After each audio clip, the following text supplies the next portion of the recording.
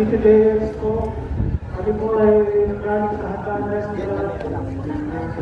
Matatapos po kami sa station sa street ng Cavite. Ngayon po ay makakita po namin sa inyo pagmulot ng mga tradisyonal na pagkain Cavite. Nagaling pa sa Parang Castilla, sa mga katutubong Pinoy. Ito po ay isa sa mga esena namin sa aming restaurant. Ito, pakita ko sa inyo. Una po, lagyan natin ang alak oil at kawali. Kaswerte. Lagyan po ang sibuyas. Sibuyas.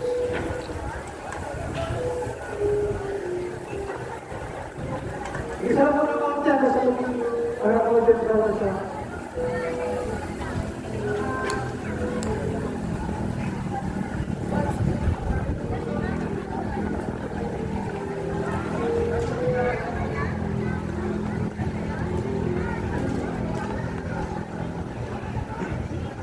Pag medyo po yung mga sibuyas, pwede na ilagay ang tubig.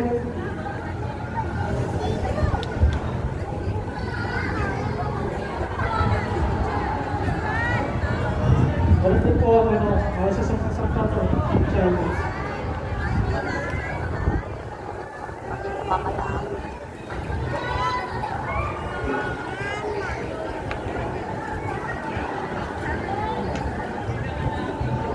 Hintayin lang po natin ang ilong po.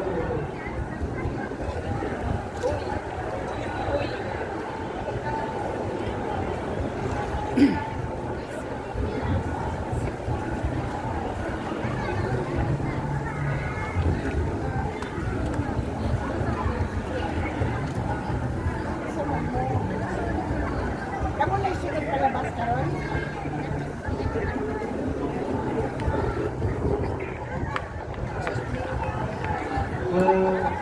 Sunod po natin, pinta ng pusit. Ito po yung para pinta ng pusit na pwede natin tanggalin para magamit.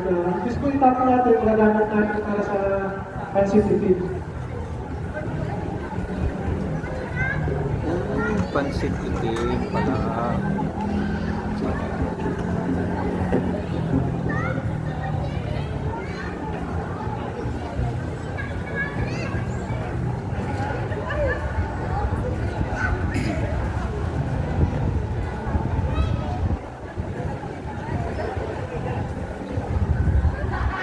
Ilagay na po natin ang sotang ng tubig. Okay.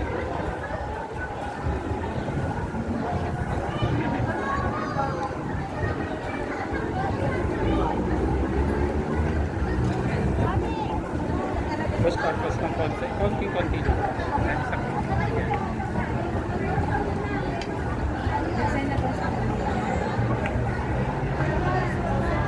Okay na.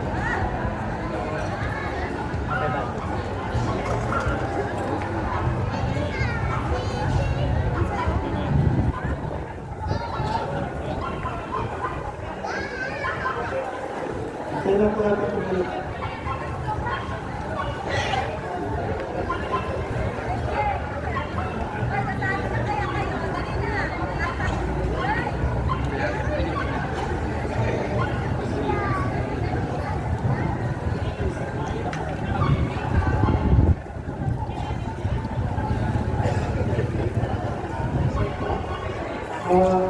Ito pong itong pansit-itim, nagpulata po ito sa, sa history natin, sa panahon pa ng Castilla, panahon ng mga Czech, sinakop sa atin. Ito parang gawin siya ng iba't ibang bansa. Ngayon po, parang nahanap ng mga tapakan, panahon. Pero naisip nila, kasi ang Cavite, malapit sa coastal area, sa dagat. So yung mga produkto po, katulad ng pusit, nagawa nila ng pagkain na yung tinta, pwede mapakinabangan natin sa itapon. Dito lang po yun, tinatawag natin, yung panahon po, tinatawag ng choka, tawag dati, choka.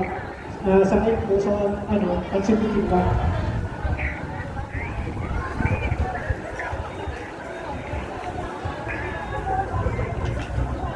Lagay po natin ang soya mixture.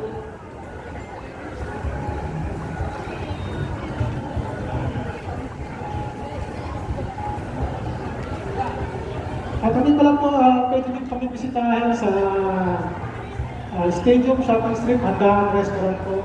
Kami po nagsiserve ng mga authentic na makamitin ng pagkain. Pwede nyo po matikman. Meron din po kami sa branch po, sa Chicago, sa Imus po, sa Lotus po naman po.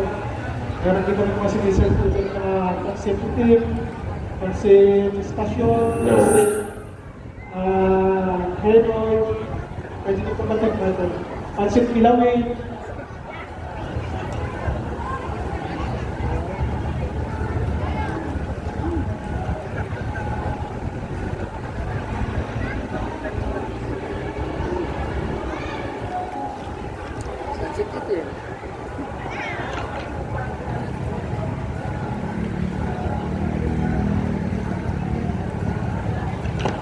Lagyan po natin ang pinapa-plates. Ang pagdagdag po sa flavor. Pinapa flakes. Pinapa flakes. Okay.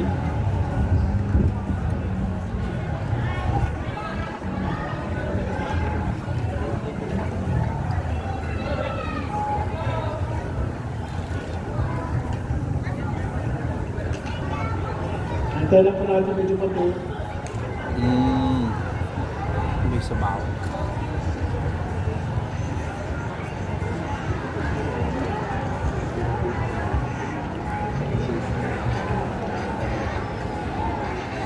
Gagawin ko yun.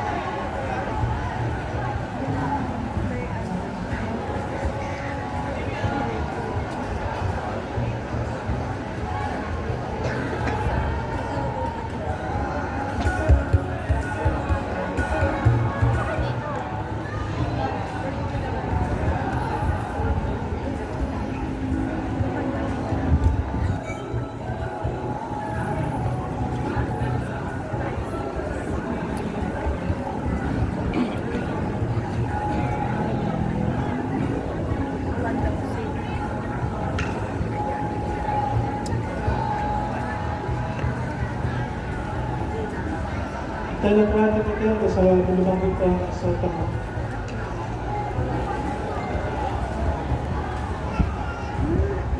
Usually, niluluto kasi namin to in high heat, sa high pressure. So, medyo ano lang kasi induction po yung ginagamit natin. Ito yung finished product ko. Kita natin, we're using glass noodles or yung sotang ko. Then, top with dilis or fried and showbiz. Then may pusit siya, adobong pusit. Then chicharones. Then yung to balance yung flavor, meron siyang kamyas. Kasi kung makikita natin, medyo lahat ng ingredients niya, medyo may pagka-saltiness, medyo may pagka-salty ka, ginabalance namin siya ng kamyas, which is traditionally ginagamit naman natin sa Cavite. Actually, Pansit Itim originated sa Cavite City, sa mga Chabacano. Then, dahil sa ingenuity ng mga tiga Cavite, dahil malapit nga tayo sa coastal area, ginamit natin yung tinta ng pusit para mag-create ng Pansit Itim. Ito po yung sample namin na pwede natin tikman. Meron po tayong pre-taste na po. Sino po gusto ko? Pwede po. A1 Slit Jet.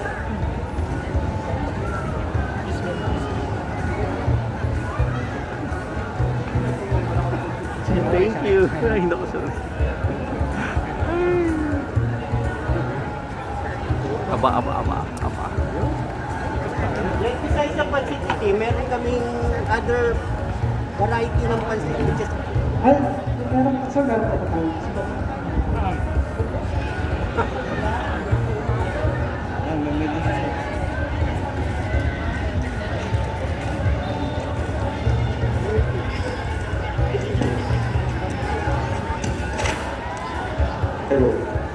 bukod doon sa Pansit Itim, meron kami ino-offer sa handaan din na na pansit station, which is yung alam natin na yung pansit na originated from Tansa. Dahil nung unang panahon sa binibenta siya sa train station, sa station, kaya tinawag siyang pansit station. Kaya lang before nagkaroon ng scarcity sa noodles, ginamit nila yung toge. So, inhandaan, inano namin ulit yun, ini-offer namin yung sandaan, pero may konting fusion na, may twist na ng handaan. Then, meron naman kami yung pansit heno, yung paborito ni General Emilio Aguinaldo, tamang-tama dahil Cavite Day today. So, yung pansit heno naman, meron siyang pork liver at the same time, mga stir-fried vegetable na meron din siya kasama. Then yung huli, yung pansit kilawin, which is yung kinilaw na papaya naman yung sahog, main na sahog niya. Meron kaming booth dito sa gilid, pwede nyo kaming bisitahin. For only 169 pesos, pwede na kayong makapag-avail ng 4 na produkto namin. Meron din kami tinatawag na quadro. So yung apat na flavor nung binanggit ko kanina, nandun na po siya sa isang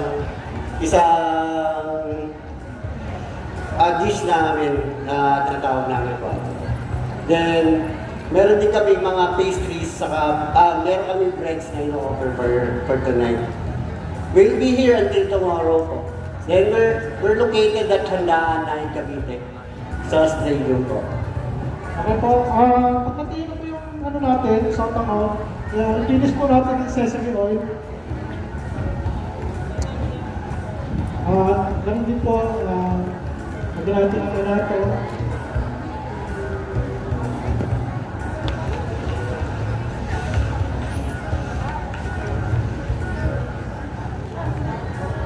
Ngayon, pre-plating ko na po, lalagay ko sa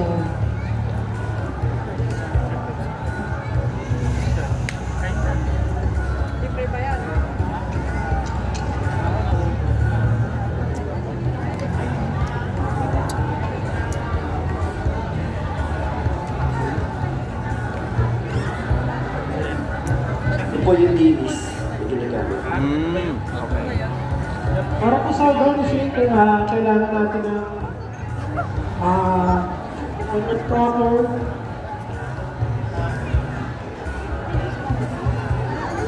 ganun din po, shrimp cracker, chicharon po, dudurugin lang po, pipilawin. Ganun din po ang tinapa plates.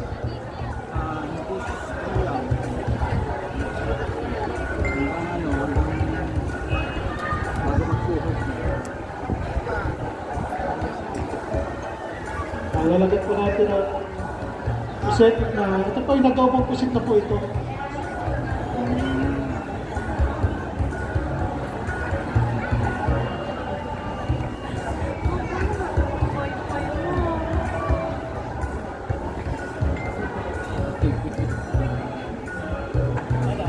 Ay, meron din po dilis.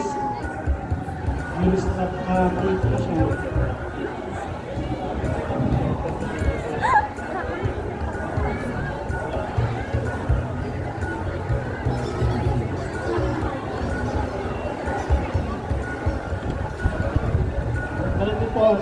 Pritong bawang.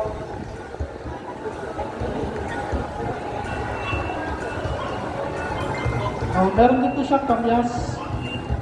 Para pang balance po.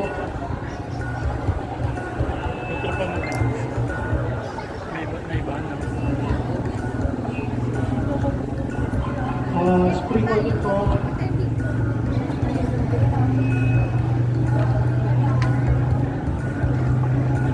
Kalamansi.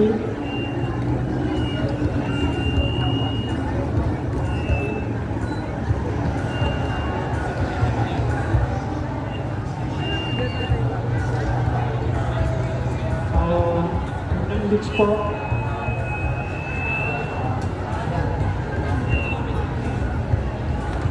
Kaya din po, siling na po yung last po natin.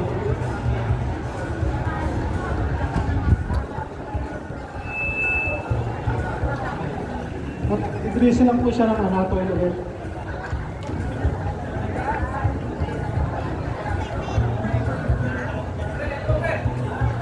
Ito po ang finished product ng Pacific Decapitator. Ito po yung finished product namin. Pacific Decapitator. Kaya na. Yes! Thank you. Again.